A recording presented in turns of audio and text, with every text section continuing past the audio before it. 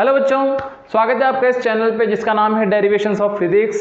हमने 10th class का chapter start किया था जिसका नाम था केमिकल रिएक्शंस एंड इक्वेशंस।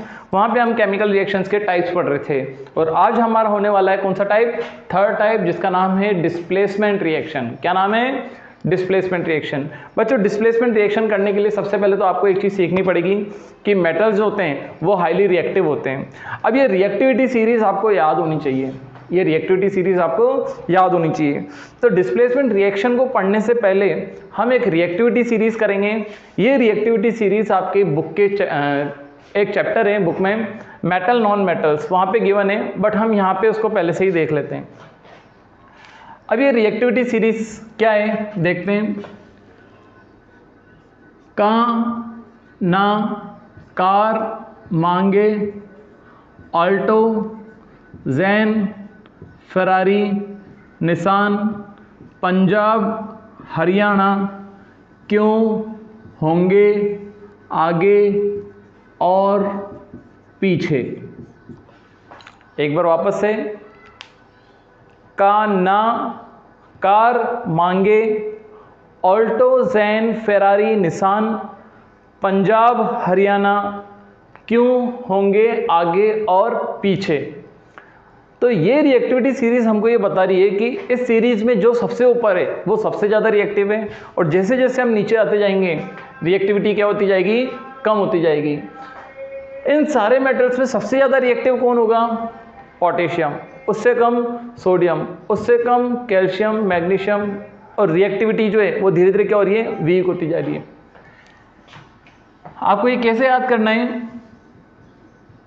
का, ना, कार,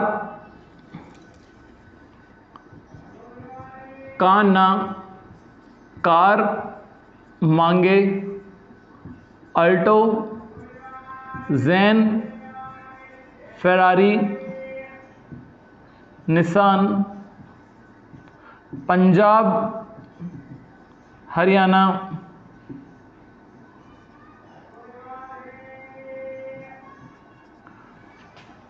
क्यों, होंगे, आगे और पीछे। बच्चों, आपने ये तो देखा होगा कि हरियाणा और पंजाब इंडिया के एक ही जोन में, और इन दोनों में हमेशा कंपटीशन चलता रहता है कि कौन आगे कौन पीछे है।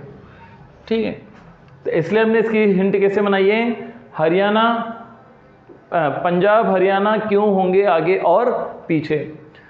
के मतलब potassium, Na sodium, Ca calcium, magnesium, aluminium, zinc, iron, निकल, लेड, हाइड्रोजन, कॉपर। बच्चों, कॉपर जो है वो हाइड्रोजन से भी नीचे आ रहा है। हाइड्रोजन को हमने कौन सी कैटेगरी में डाला हुआ है? नॉन मेटल्स की कैटेगरी में, बट मेटल से ऊपर कौन आ रहा है? Hydrogen. Copper, mercury, silver, gold, platinum. अब ये जब हाई रिएक्टिव मेटल्स किसी सॉल्यूशन में जाएंगे तो लो रिएक्टिव मेटल को क्या कर सकते हैं? डिस्प्लेस कर सकते हैं। क्या कर सकते हैं? डिस्प्लेस। और यहाँ पे हाई रिएक्टिव मेटल जब लो रिएक्टिव मेटल को डिस्प्लेस करेंगे तो कौन सी रिएक्शन होगी? Displacement reaction. इसके सबसे बेसिक इक्वेशन जो है डिस्प्लेसमेंट रिएक्शन की वो है आयरन की। आयरन नेल्स जो कि सॉलिड स्टेट में होती हैं, इनको जब कॉपर सल्फेट के सॉल्यूशन में डालेंगे, इस कॉपर सल्फेट सॉल्यूशन का कलर क्या होता है? ब्लू। कॉपर सल्फेट सॉल्यूशन का कलर क्या होता है? ब्लू। अब यहां पे भी मेटल है और यहां पे भी मेटल है। दोनों मेटल में से रिएक्टिविटी सीरीज में ऊपर कौन आ रहा है? ये आयरन की पोजीशन, ये कॉपर की पोजीशन। तो इस टाइप से अगर इसकी सीरीज चलेगी, आयरन आएगा ऊपर, तो हाईली रिएक्टिव मेटल जो है वो डिस्प्लेस करेगा कॉपर को। आयरन कॉपर को मारेगा लात और खुद करेगा सल्फेट से बात। यहां पे हमारा बनेगा FeSO4 एक्वस प्लस ये कॉपर जो है वो अलग हो जाएगा और ये कॉपर अलग होकर के आयरन नेल्स के ऊपर जमा हो जाएगा। अब बच्चों फेरस सल्फेट का कलर, इसका कलर तो हमारा ब्लू था, बट फेरस सल्फेट का कलर ब्लू नहीं होता है, फेरस सल्फेट का कलर होता है ग्रीन। तो सॉल्यूशन का कलर ग्रीन हो गया, ठीक है, क्योंकि कॉपर की जगह कौन आ गया है, आयरन, इसलिए पूरे सॉल्यूशन का कलर ही चेंज हो गया है। और वो जो आयरन नेल्स थी, आयरन नेल से आयरन हटा होगा और उसके ऊपर क्या डिपॉजिट हुआ होगा, कॉपर डिपॉजिट हुआ होगा। तो आयरन नेल्स का कलर जो है वो ब्राउनिश हो चुका है और सॉल्यूशन का कलर जो है वो कैसा हो चुका है, ग्रीन। तो डिस्प्लेसमेंट रिएक्शन पहचानने के लिए सबसे पहले आपको क्या देखना है कि क्या कलर में चेंज हो रहा है, क्या कलर में चेंज हो रहा है, तब जाके आपको डिस्प्लेसमेंट रिएक्शन के बारे में सोचना है, ठीक है। सेकेंड थिंग क्या होनी चाहिए कि यहाँ पे मेटल है क्या। अगर हाई रिएक्टिव मेटल ही नहीं होगा तो डिस्प्लेसमेंट रिएक्शन के बारे में सोचना ही नहीं है, ठीक है। यह आपकी पहली रिएक्शन है। अब हम आयरन की जगह कोई दूसरा मेटल ले लें, लेट सपोज Zn, जो कि सॉलिड स्टेट में। इस Zn को जब हम कॉपर सल्फेट के सॉल्यूशन में डालेंगे, कॉपर सल्फेट सॉल्यूशन का कलर कैसा होता है, ब्लू। क्या जिंक रिएक्टिविटी सीरीज में कॉपर से ऊपर आ रहा है, ये रहा जिंक, ये रहा कॉपर, हाँ आ रहा है, ये तो आयरन से भी ऊपर है। तो जिंक कॉपर को मारेगा लात और सल्फेट से करेगा बात। चाहे हम आयरन की बात करें या जिंक की बात करें, दोनों की वैलेंसी कितनी होगी, 2, और 2 वैलेंसी वाले को ये हटा रहे हैं तो ये सीधा ही फॉर्मूले में एज इट इज ऐड हो जाएंगे, FeSO4 ZnSO4 एक्वस। अब सॉल्यूशन का कलर वापस चेंज होगा और सॉल्यूशन का कलर हो जाएगा कलरलेस, क्योंकि ZnSO4 जो होता है वो कलरलेस होता है और कॉपर वापस क्या हो गया, अलग हो गया, ठीक है। तो वापस वो जो जिंक डाला होगा, जिंक के जो ग्रेन्यूल्स डाले होंगे, जिंक के ग्रेन्यूल्स जो होते हैं वो ग्रे कलर के होते हैं। कैसे कलर के होते हैं, ग्रे कलर के। तो वहाँ पे थोड़ी बहुत हो सकता है कि ब्राउन कलर की लेयर अपीयर हो। ये हमारी कौन सी रिएक्शन थी, डिस्प्लेसमेंट रिएक्शन। आप इनको नोट कर लीजिए एक बार।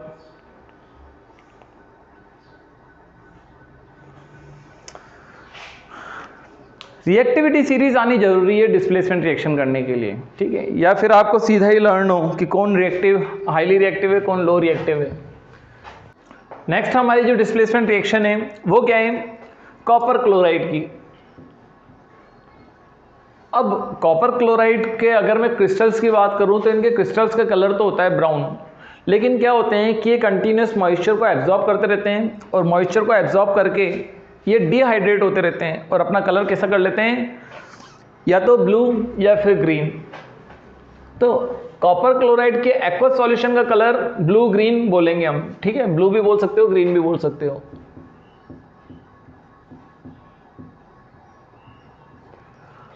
अब यहां पे हम लेड को डाल देते हैं इस सॉल्यूशन में, एक्वस सॉल्यूशन में, ठीक है।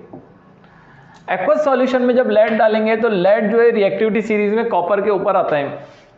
काना, कार, मांगे, Alto, Jain, Ferrari, Nissan, Punjab, ये रहा पीबी, पंजाब, हरियाणा, क्यों, ये क्यों का मतलब CU। तो पंजाब पहले आया और क्यों बाद में आया, इसलिए ये हाईली रिएक्टिव है, लो रिएक्टिव है। High reactive metal will displace copper from the solution and form a solution of lead chloride PbCl2,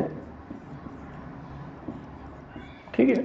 ये जो PbCl2 बनेगा, नॉर्मली बच्चों PbCl2 जो होता है ये तो वाटर में इनसॉल्युबल होता है, ठीक है, मतलब पुअरली मिक्स हो जाता है वाटर में, ढंग से मिक्स नहीं हो पाता है। तो अगर मैं इसके क्रिस्टल्स की बात करूं तो इसके क्रिस्टल्स का कलर तो होगा वाइट, बट इसके सॉल्यूशन अगर बनता है, अगर इसका सॉल्यूशन अगर बनता है तो सॉल्यूशन का कलर क्या होगा, ये आपका क्वेश्चन है, ठीक है। ये हमने देखी कुछ डिस्प्लेसमेंट रिएक्शन। अब एक डिस्प्लेसमेंट रिएक्शन और देखते हैं कि इस टाइप की रिएक्शन होनी चाहिए कि नहीं होनी चाहिए। लेट सपोज हमने ये ले लिया सिल्वर एंड सॉल्यूशन वही कॉपर सल्फेट का लेते हैं, एक्वस। तो क्या ये रिएक्शन होगी, ये रिएक्शन होगी क्या?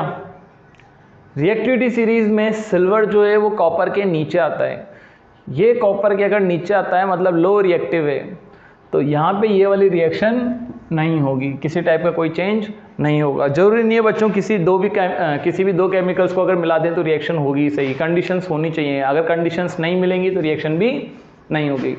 ये थी आपकी डिस्प्लेसमेंट रिएक्शंस।